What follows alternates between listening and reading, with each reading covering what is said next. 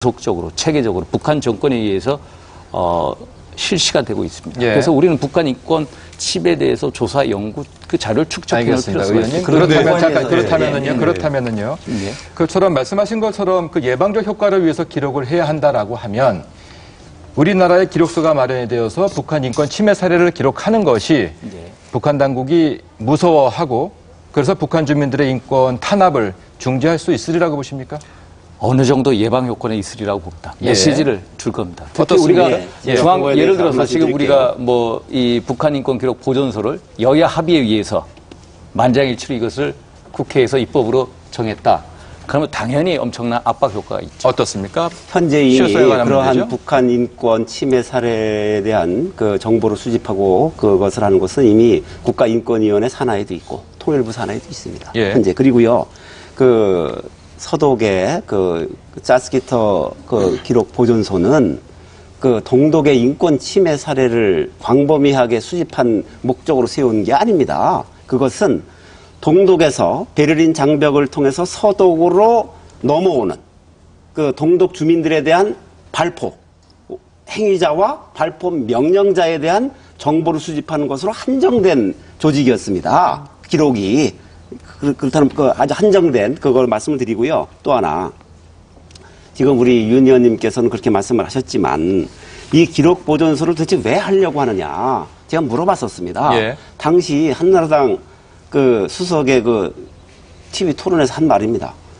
북한 주민에게 인권 침해를 가하는 사람들에 대한 기록을 수집하고 보존해서 통일 이후에 형사 처벌하기 위한 것이 우리 목적이다.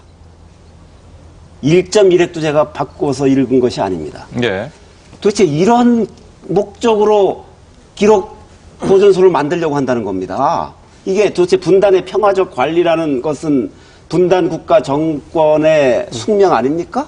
그런데 이런 것을 설사 모르겠어요. 나중에 결과적으로 이런 것이 이루어질지는 모르겠으나 이런 것을 목적으로 대외적으로 공개한다는 것이 이 법의 제정 목적이고 이 기록소의 그 어떤 목적이라고 하면 이거 도대체 이거 있을 수 제가 있는 말씀드리겠습니다. 예. 우리가 인권, 지금 조금 인권 문제에 대해서 좀 이해가 우리 의원님이 좀 덜 하신 것 같은데, 인권에서는 3Ps라는 말을 씁니다. 이게 3Ps는 말, Prevention, 그 다음에 Protection, Punishment. 이 세 가지가 있어요. 그래서 인권을 증진하고 개선하는 과정에 있어서는 예방과 억제, 노력이 필요하고, 두 번째는 인권 보호 증진 활동이 또 필요하죠. 침해 구제도 있고.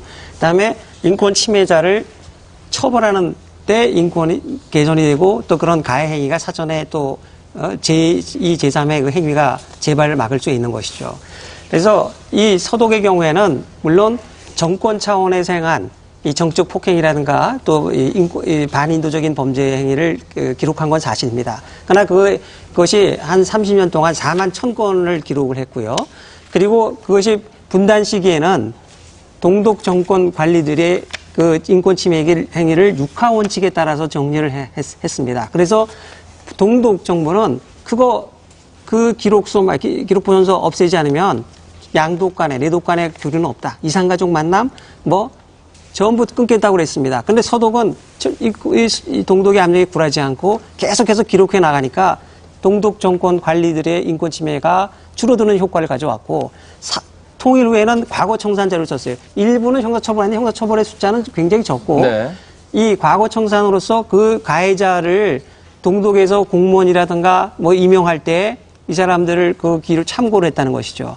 우리가 이런 행위를 할 때 이런 그 조치를 할 때 북한 인권 담당 처음엔 굉장히 반발할 겁니다. 그리고 도발을 위협도 하기 긴장을 있을 것이지만 그것이 어느 시기에 가서 북한도 그런 규범과 우리의 그 법제에 순응할 수밖에 없는 구조에 오게 된다는 거예요. 예. 우리가 이걸 두려워해서 안 되고. 근데 그다음에 두 번째, 잠깐만, 제가 지금 말이 안 끝났어요. 예, 지금 이 교수님이 민간단체나 통일연구원에서 할 수 있다 그랬죠.